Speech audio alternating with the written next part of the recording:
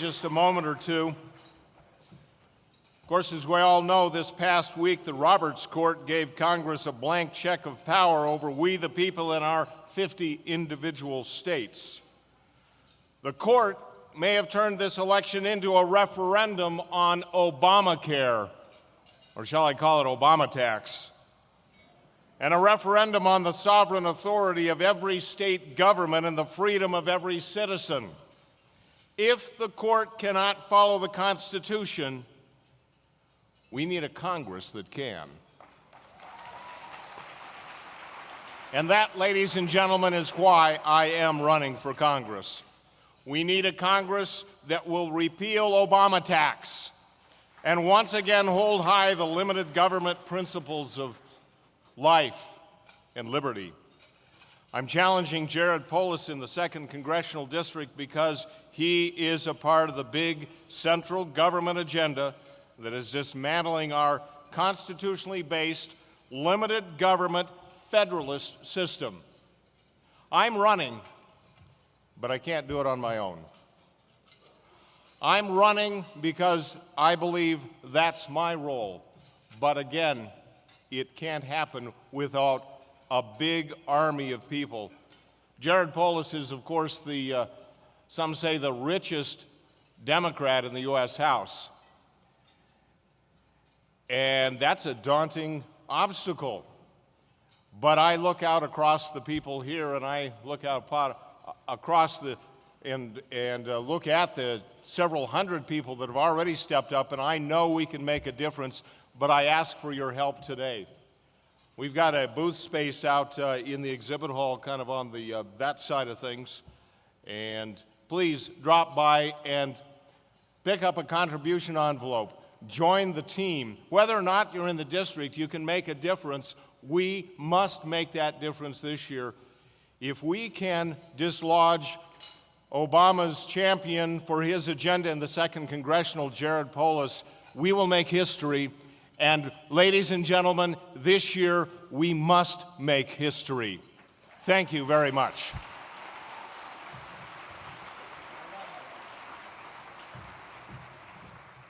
Colorado State Senator, and we hope soon to be the colleague of Cory Gardner, Doug Lamborn, Scott Tipton, and Mike Kaufman in an augmented Colorado Republican congressional delegation.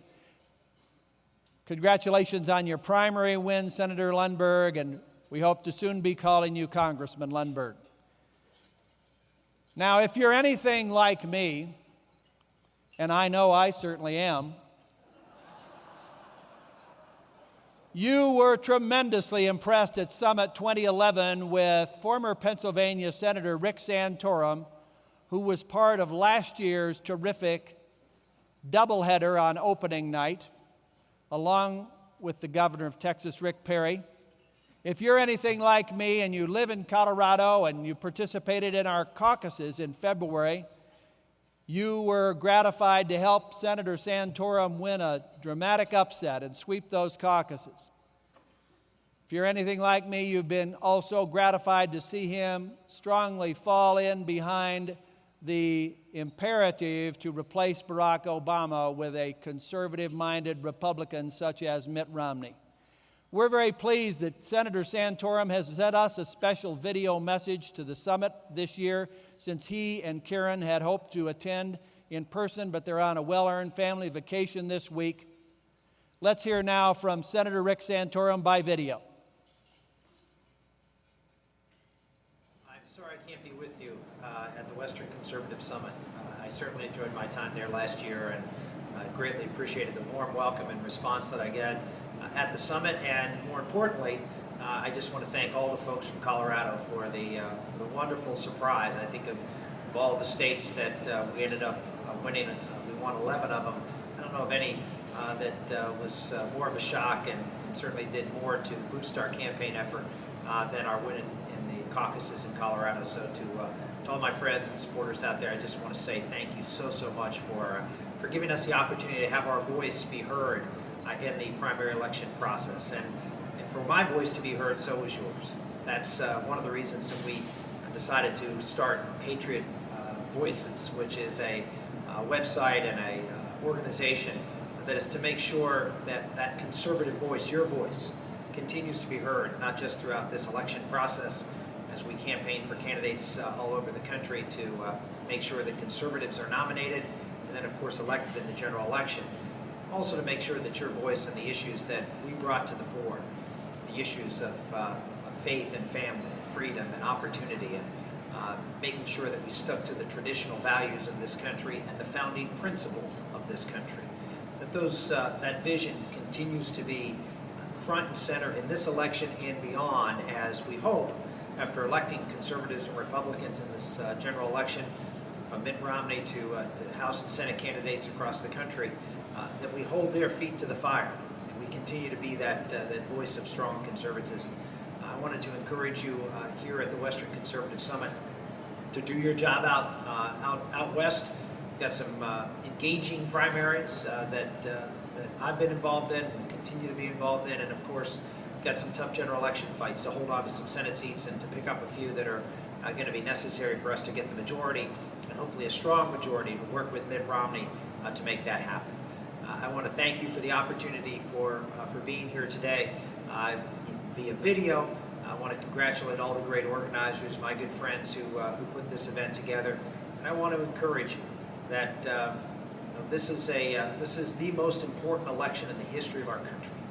It is our watch. It is a time when, as you've seen from the president, his abuse of power, we saw most recently with his immigration, usurpation of congressional authority, everything from trying to undermine the family with his change in position on gay marriage, and the destruction of the economy through the regulatory and tax-mageddon that is on the way if he is reelected. This president is someone who has to be stopped from doing great harm and destruction to this country. This is a turning point.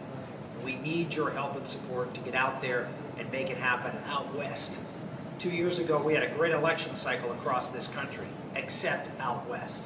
We cannot let that happen this time around. And so I encourage you to join Patriot Voices, to get involved with campaigns across this country, and to make a difference for the conservative cause in this election cycle. Thank you all very much, and God bless you. Senator Rick Santorum, as we would have expected, not leaving the battlefield at all, continuing to fight under new colors for his conservative agenda that you and I largely share.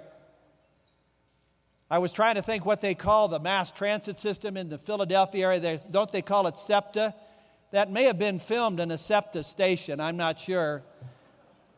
I think it's a symptom, that sound, of what happens when you pretty well spend your campaign budget down, but you still have good intentions of getting word to your friends out in the West. We want to thank technical producer Matt Linnell for getting the sound enhanced so we could hear Rick's important message. Speaking of hearing things loud and clear, lots of us in Colorado and up and down the Front Range don't know what we would do without 710 KNUS Radio, its sister station, KZNT Colorado Springs 1410, and the whole Salem radio network, which will be very well represented at the summit today because we've got another Salem host on tap for dinner this evening, Hugh Hewitt, but his friendly rival, I'm not sure whether the rivalry or the friend part predominates on any given day.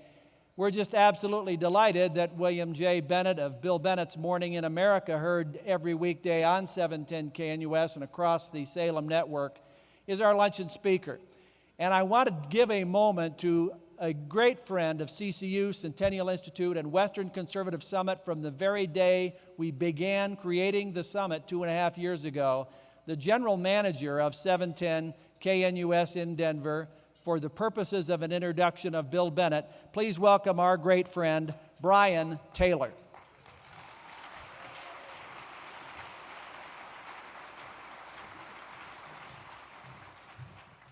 Thank you, John. Appreciate all the work that you and the Centennial Institute do, and also to you, Senator Armstrong. Thank you so much.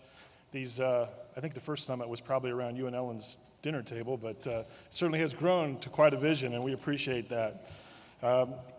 Big week in media, not always such great news, but when you combine things like with the fires and the healthcare decision and the president coming to town. This is the kind of things we all live for. And although I didn't miss the president, his comments yesterday, I'm not sure. Did he say we were the 56th state or the 57th state? I'm not sure. So my 90-year-old mother says, always say something nice. So I had to think about this. Rose Garden is looking good this year. Obviously, his golf swing is really picked up. I like his dog a lot, Bo. And you know, Bo has papers. Just wanted to point that out to you.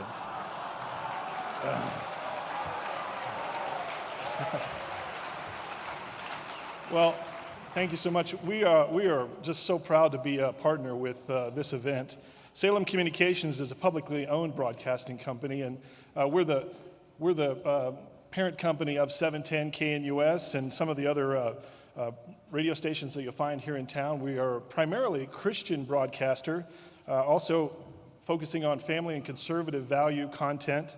We have about 100 radio stations across the country, and here locally you'll find 94.7 KRKS is one of our stations. 990 KRKS has been a Christian station in the community for over 60 years, so we're very proud of that.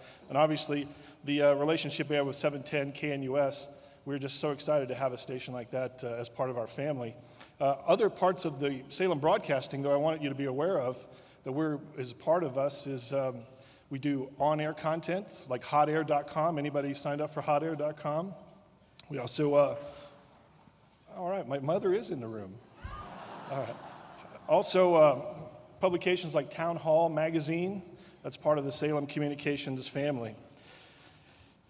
We want to take a moment, if I could. I would like to just throw out a little commercial, if I might, for the fire victims. One of the things that is so tragic to have to see what's going on, and as general manager of the local stations here, if you're a business owner or a business decision maker, I'd like to just throw out to you, if you would like to donate $1,000 to the Red Cross, then I will match you with some advertising on our radio stations. I'll have my staff. Thank you. I'll have my staff meet you, and we'll just produce some commercials for you. We'll write them, and we'll put them on the air so that you can get a thank you out of that. But I just encourage you. I just wanted to have a little encouragement so that we could help some of the victims through this fire situation. Well, you know, one of the exciting parts of the job that I get is to be able to interact with some of the hosts that you get to hear every day. One of our newest programs that we're proud of to have on the station is Steve Kelly, who's a longtime Denver broadcaster who's joined us on the air.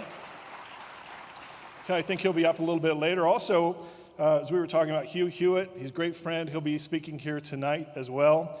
Dennis Prager, Michael Medved, and of course today's speaker, our great friend Bill Bennett, who he's quite a guy. And I really appreciate the presence that he brings to our staff and the thoughts that he brings. He's a very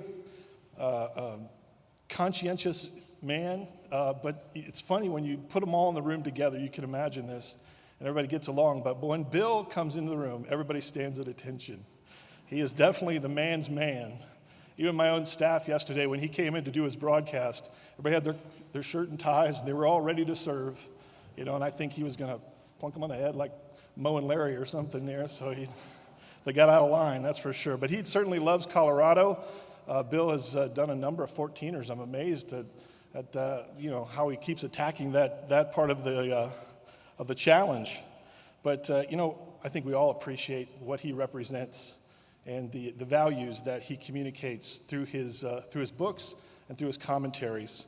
So I just want to take this time to again have the valued opportunity to introduce a premier storyteller. He's certainly a statesman, an author, a historian, a servant, a mountain climber, family man, and a friend, Dr. Bill Bennett.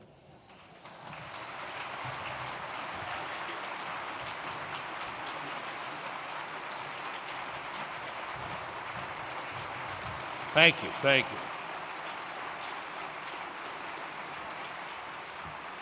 I was trying not to be impolite. I was just moving Brian along, so I got to be done at 1:40, and I got some things I want to say. Good afternoon, Western conservatives.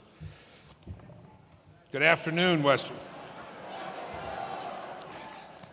I was the Secretary of Education in a department I tried to abolish. That's interesting. As George Will asked me when I got the job, must you exist? I said, no, I need not exist. Thank you, Brian, very much. It's a pleasure to be with you. Love the folks at KNUS, treated me very well. And I'm so glad Brian introduced me. He's a proper-sized man, and I appreciate that. Andrews will be back to criticize me in a few minutes, and that's fine, too. I'll do it before Andrews does. For those of you who don't know, there are 54 14,000-foot peaks in Colorado. I have climbed 33 of them. Yeah, well,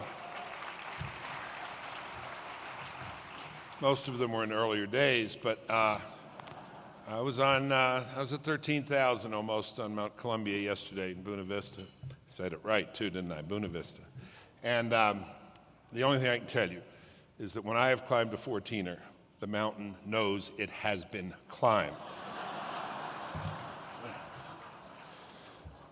John and Donna Andrews have been great teachers of mine and friends, and I'm honored to be here with you again. Learned a lot from you, John. Bill Armstrong was one of the first people Elaine and I, looked up to and wanted to be with in Washington. There are good men and women in Washington. They are not in oversupply. We do not have too many of them, but they are there. And Bill and Ellen Armstrong were people whom we looked up to and admired and still do, and we're very grateful. Great to see Tom Kranowiter today, too, a good friend, a brilliant teacher, and a patriot. John mentioned Hugh Hewitt, who will be speaking to you tonight. There were about 100 commentaries after John Roberts' decision on Thursday. I read them all. Hughes was probably the best, and I hope he will get into that tonight. He is a brilliant man, a rival and a friend, friendly rival. The part there that dominates John is friend. Aristotle says there are three kinds of friendship. Friends you have because they give you pleasure, friends you have because they are useful to you, and friends you have because they encourage excellence in you. As a friend, they encourage you to be a better human being. Hugh Hewitt is all three for me, but most of all the third, and I'm happy and proud to call him a friend. I want to talk to you about what happened on Thursday and what it means to all of us. And I'm talking about the Supreme Court decision. I hope you don't mind if I do this, but we have to talk about this. We have to get through this, and we have to realize what the challenge is. I put myself through a fair number of arduous activities in addition to going up 14ers. I work for CNN, so maybe Brian's mother could watch that too and double the viewership for CNN. Bill O'Reilly was at my house for dinner the other night with a group of people. I wasn't there, but he brought... No, it's fine, it's fine. There were lots of people there, but I told Bill O'Reilly once, I said, you know, you guys on Fox, I said, I love Fox. I love watching Fox. I said, but any conservative can be on Fox. I said, I'm on CNN. I said, I parachute in behind enemy lines twice a week, you know, and sit there on a panel of 14 people to get 4 words out. And he said, or maybe it was Sean Hannity. It was Sean Hannity. Sean Hannity said, it's very courageous of you, Bill. Very anonymous of you and very courageous of you. No one's watching. What happened Thursday in Washington was a travesty. I cannot tell you how disappointed I am in John Roberts. I cannot tell you how disappointed I am. And I'm going to tell you why. Because I know him. I have a lot of friends of his or friends of mine. I've had dinner with him. I've talked with him. I had some doubts when he came in. I didn't make them public. I didn't want to do that, but I have expressed them to some people who were in the business of advising the people who were vetting, because in 1990, I heard the name David Souter, and I read up on David Souter. I was the drug czar at the time. And I called my friend Bill Crystal. He had been my chief of staff at the Department of Education. And I called Bill, and I said, what do you think of the Souter appointment? He said, I'm not so sure. I said, let's go see Sununu. So Bill and I went to see Sununu. I had a cabinet-level position. Bill was, well, he actually wasn't Weekly Standard. He was chief of staff to Dan Quayle at the time. So we went to see John Sununu, and he said, what's the problem? I said, we're worried about Souter. We're worried about Souter. What are you worried about? I said, I'm worried about a guy who lives at home with his mother all his life. Frankly, I'm just a little bit worried about that. It's not that he needs to live at home with his mother all his life. The interests, the opinions, they don't seem to me to be those of a conservative. John Sununu said, it's all in my book. I'm not revealing anything I haven't talked about before. He said, don't worry about him. Warren Rudman vouches for him. Warren Rudman, that's as close to being a Democrat as you can be and still be a Republican in those days. We were worried about Souter. We were right to be worried about Souter. Turned out to be one of the most liberal justices in the Supreme Court. Now, I told you about CNN. I watched CNN this morning, and they had two financial people on, two economics people on, saying, conservatives have it all wrong about Obamacare. It's actually going to put money into people's pockets. I don't know whose pockets it's going to put money into, who's going to get money out of this, but this challenge has to be taken up, along with a host of other challenges. I then watched, and be ready for this, you heard it from me first, so brace yourself when you hear it. I heard a panel on MSNBC. I'm willing to do all sorts of things for you all. I'm willing to go there so you don't have to go. And you're welcome. And that's what offensive tackles are made for. It was a major problem in my job as chairman of the National Endowment for the Humanities and Secretary of Education for Reagan, and then drug czar for Bush. Everybody thought I wasn't me. They thought I was my security.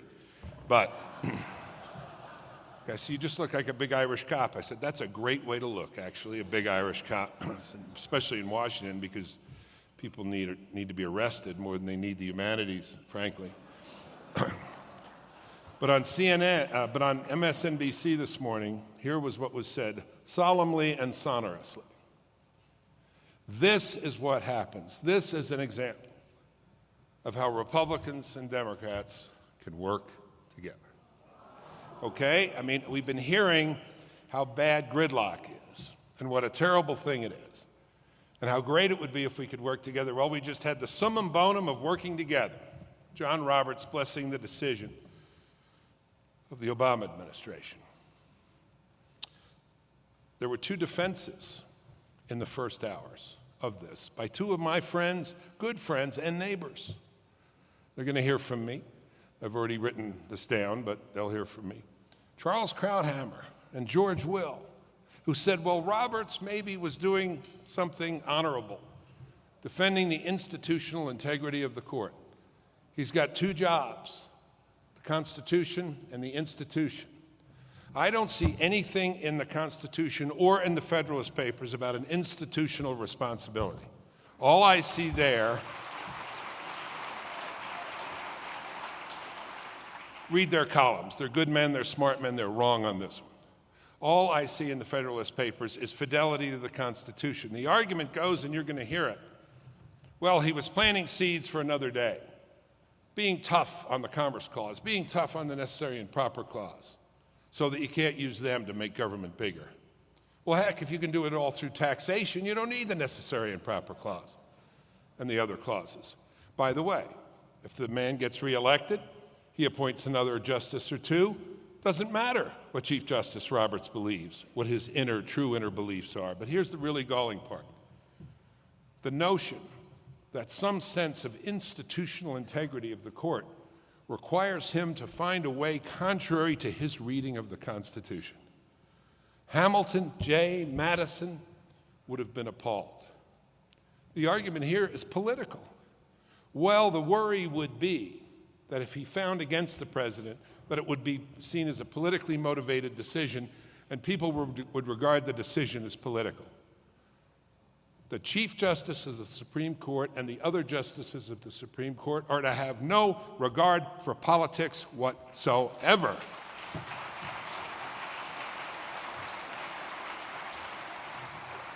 But it's not good to antagonize people. Sorry, that's not exactly the way you wanted to write it. You mean it's not good to antagonize liberals? Because you sure as heck antagonized a lot of conservatives with that decision. If the issue If the issue is the credibility of the court, it took a beating yesterday with a lot of Americans. The only responsibility a justice of the Supreme Court has in rendering opinion is to render an opinion with intellectual integrity, with no calculation of politics, based on the Constitution, based on the reading of the Constitution. That's it, period.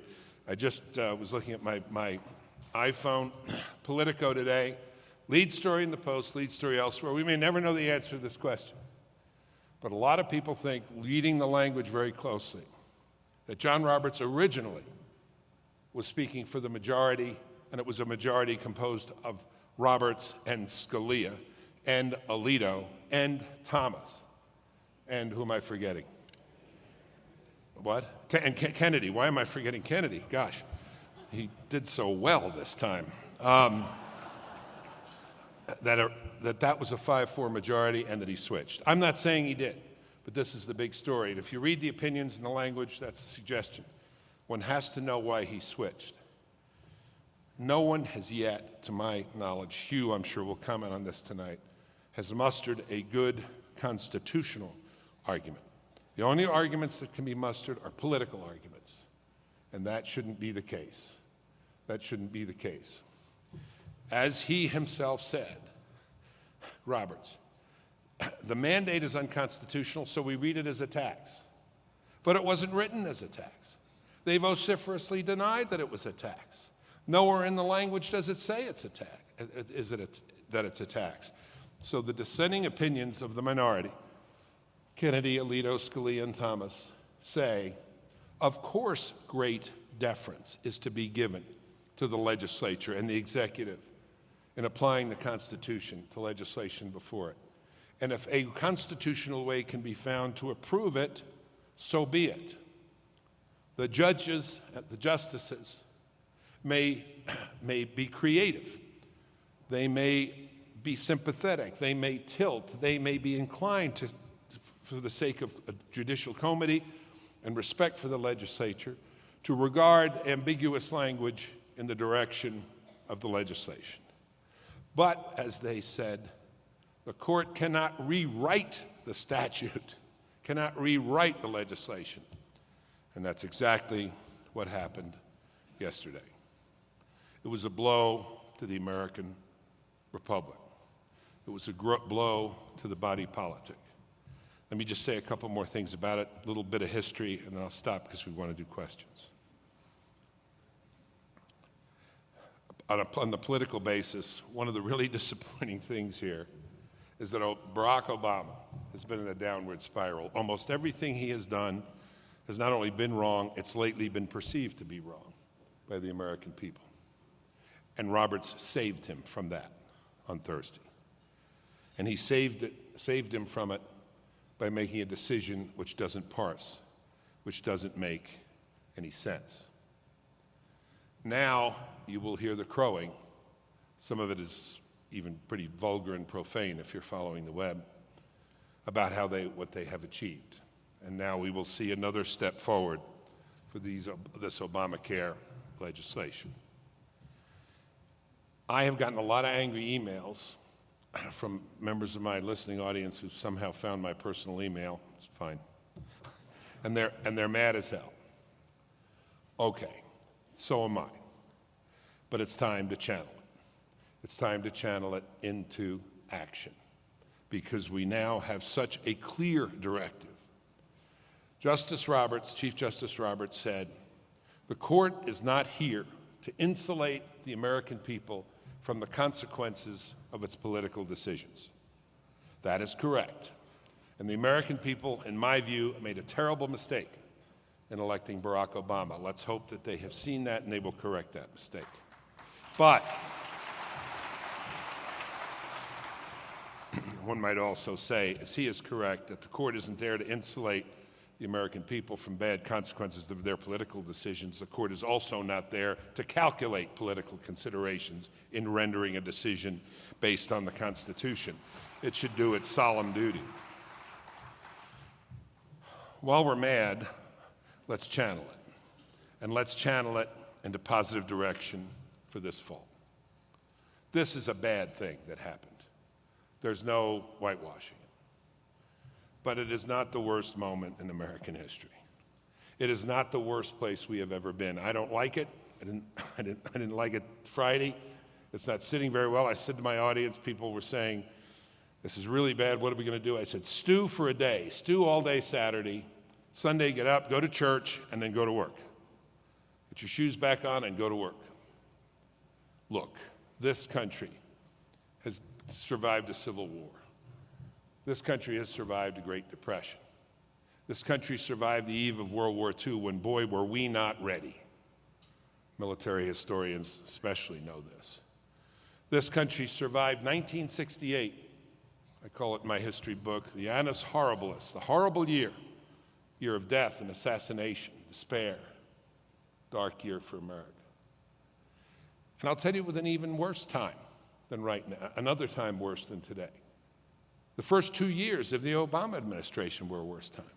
That's when this monstrosity was passed, and that's when he had a majority.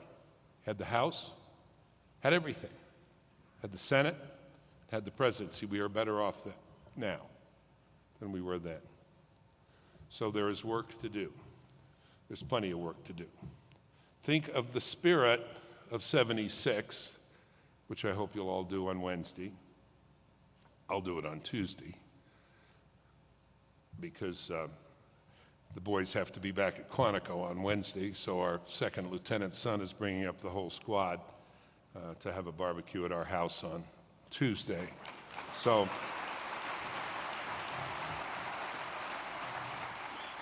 will Mrs. Bennett be ready or what? You bet.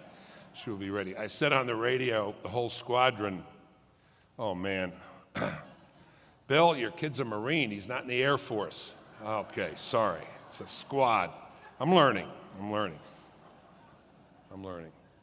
The spirit of 76 will govern next Tuesday and Wednesday.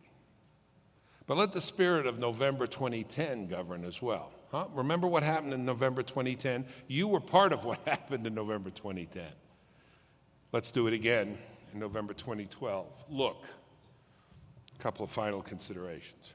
We have a good, very smart, very decent, very optimistic, very energetic, and very aggressive candidate for President of the United States on the Republican ticket. A perfectly good, smart, and decent man. My wife knows Mrs. Romney and swears by her and those boys. And if she does, then I do. And I am with him 100%. As I told my one-time Friday host of Morning in America, Rick Santorum, you're with him 100%. And he said 102. We got a caller in saying, Rick, we love you. We're so sorry you dropped out. How can I bring myself to Romney? Rick had a great answer. Rick said, if I can come to Romney, you can come to Romney.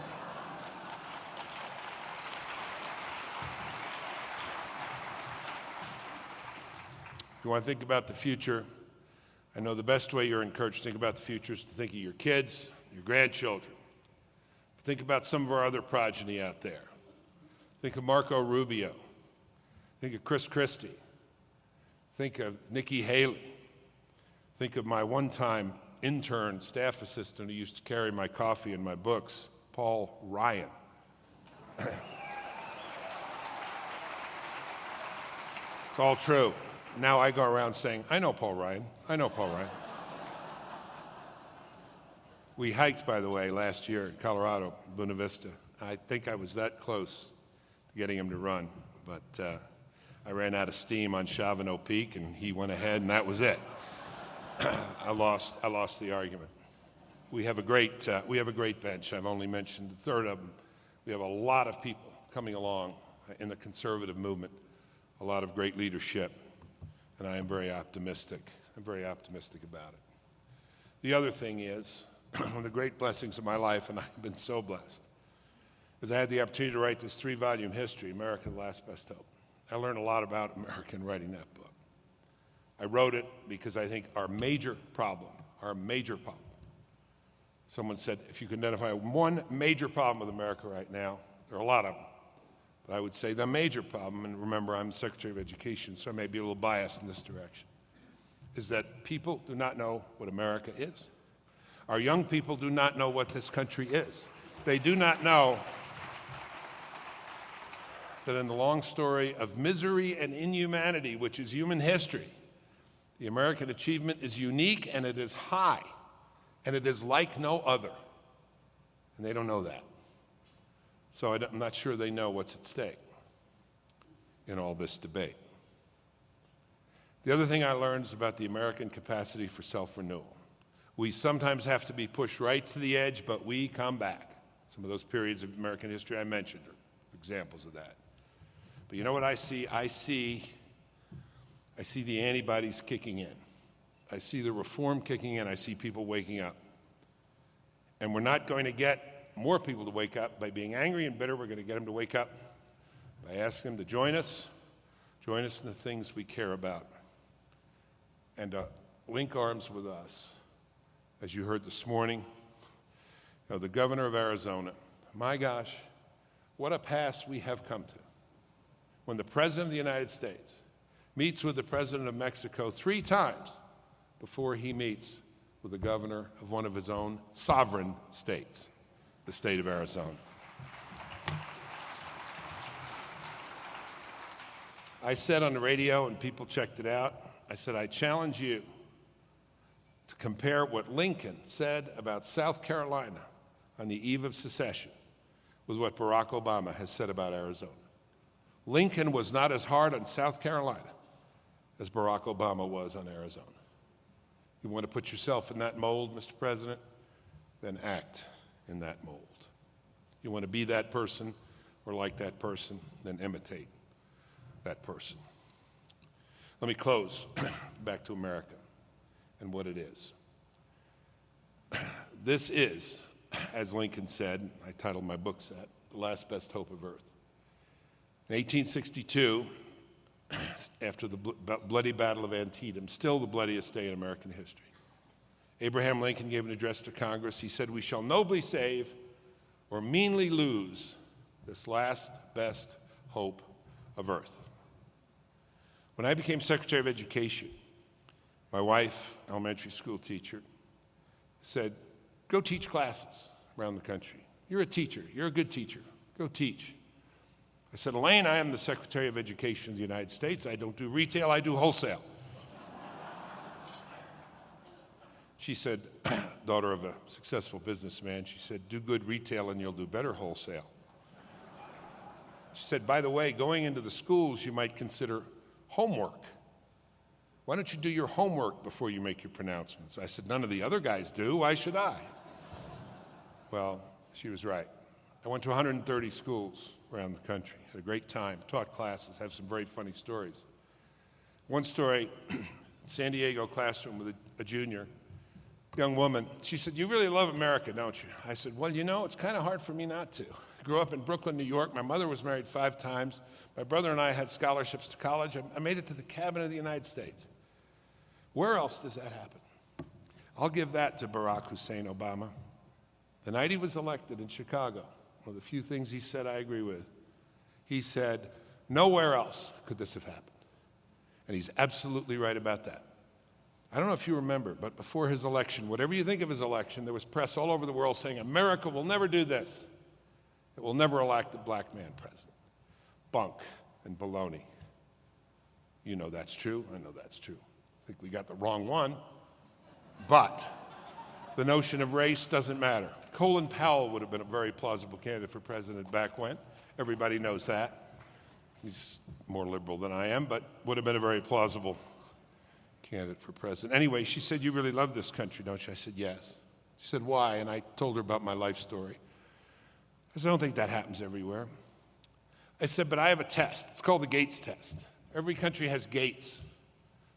And one test of a country is when you raise the gates, which way do people run? Do they run in or do they run out?" Been to the wall in East Germany, separating Old East and West Germany. I said, "We raise our gates, everybody runs in. We don't raise our gates and everybody runs in." What is it they want? What are they irrational? They're illegal, but they're not irrational. Something good is going on here. That's the Gates test. She promised she'd think about it.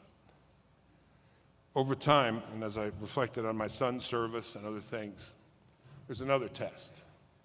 And I remember at the time of we went into Iraq hearing these stories. K.T. McFarland, tell me whether I'm right or not, but apparently a number of Iranians were putting signs on their roofs saying, U.S. Air Force, come here next. If you are in some horrible, terrible, poor, immiserated, God-forsaken, well, there are no God-forsaken places, but think of all the rest of the adjectives, horrible, poor, immiserated, with some dictator's boot on your neck, someplace in the world, and you see a group of men coming over a hill in uniform, and they're carrying a flag, you hope and pray it is the flag of the United States of America.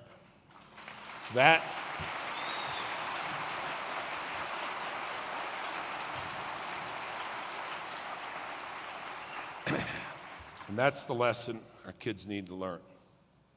And the lesson Chief Justice Roberts needs to learn is a simple fact. I don't think a whole lot of the UN these days, but read the UN Declaration of Human Rights and read all the other UN documents that they use to issue their proclamations, usually toothless. Take a look at them and see if the language is familiar to you. The language of the Declaration and the Constitution is what the echo is. They are the most imitated political documents on the face of the earth. The most imitated political documents on the face of the earth. And my final comment is, Chief Justice Roberts, you should have stuck to it. Thank you very much. I welcome your questions. Well done. Thank you, Bill. Thank you. Kind words. All right, Bill Bennett, you heard him say it. When he climbs a mountain summit, it knows it has been climbed, and now you have experienced when he rouses a political summit, it knows, we know, we have been roused. We have our marching orders. Can we bring the lights up? And there are the standing mics on each side of the hall. If you would please come to the mic to put your question so that our C-SPAN audience and our live stream audience that is watching us right now in many states and countries can be in on the discussion. And please identify yourself so that Dr. Bennett knows whose question he is taking. I don't see the first question. We'll go immediately to the second question. All right, here we are. Thank you. Thank you, Dr. Bennett, for being with us today. State Representative Kathleen Conti, my question for you is, we can overcome Obamacare by turning around the President of the United States and the Senate. How can we overcome the precedent that was set for us by the court when they set the precedent saying that we have taxing authority over behavior? Well, it's a great question. Hewitt can deal with it better than I can. Maybe you should ask him tonight. But I don't think people have questioned the taxation power that the government has, the Congress has. Congress has the power to tax. We settled this when we got a constitutional amendment about taxation. And I listened to Rush the other day, and Rush was talking about, well, don't worry about necessary and proper, don't worry about interstate commerce, because all liberals need to do now is just use taxation. There's one good thing about using the taxation power over and over again. The people are remarkably sensitive to it. They don't like it. They didn't like it at the time of the first Tea Party, and they don't like it on the occasion of this Tea Party. If you think I'm wrong, then tell me why for how many years, John? 2.5? The Obama administration, Kathleen Sebelius and everybody else said, it's not a tax, it's not a tax, it's absolutely not a tax. If they had confidence that calling it a tax was a winning position, why didn't they do that? You know why? Because if they'd called it a tax, it wouldn't have passed. It would not have passed. So they backed off from calling it a tax because they knew that wouldn't pass. And the only guy who really did call it a tax that made a difference was the Chief Justice. And that is a crying shame. They didn't have the guts to do it. They didn't have the candor to do it. The Chief Justice didn't have the constitutional authority to do it, but he did it. But that is one power the Congress has to which the people react, as you know, because they don't like taxes. I have a question, and that is, am I next? Yes. You're too far along to stop. All right. The thing that upsets me the very most is that we as conservatives seem too willing to let the liberals have the moral high ground. For instance, someone will say, well, we as liberals want to help the poor, and that makes us more moral. And I would love to hear conservatives come back and say, well, now that depends on how you get the money to help the poor, through persuasion or coercion. No, not even that. Don't even go that far. I know where you're going. Never yield the high ground of compassion to the left. Ever, ever, ever. They don't deserve it. But how do you make that quick argument? Well, here's a quick argument. I mean, you want a quick and dirty argument? If you're in a difference if you're coming out of church or you're in a bar. If coming out of church, make it a little more longer. If you're in a bar, say, how come conservatives give more of their time, money, blood, treasure, and everything else to the poor than liberals do? You know, liberals are prepared to the last man to give other people's money to the poor. Conservatives give their own money to the poor and their own time to the poor. Never, never yield that. My wife runs the Best Friends Foundation, 26 cities around the country, teaching abstinence from drugs, sex, and alcohol. How many liberals do you think are involved in this project? Not very many. A few write checks from a distance. It's all conservatives. It's all conservative people who give their hearts and their time to talk to these kids, to mentor these kids, and the like. What did liberal policy do for the poor? What did welfare policy do to the black family in America? It took one big step toward destroying that family. And as you heard this morning, the single most valuable predictor of whether a child will grow up in poverty is whether that child grows up in a family or not. By the way, this is still an amazing society. There's one statistic to remember. If you are poor in America, but you graduate from high school, get a job, or if you're a girl or woman, marry a man who has a job, and don't have babies before you get married, you have a 2% chance of living in poverty and an 85% chance of living at twice the poverty level.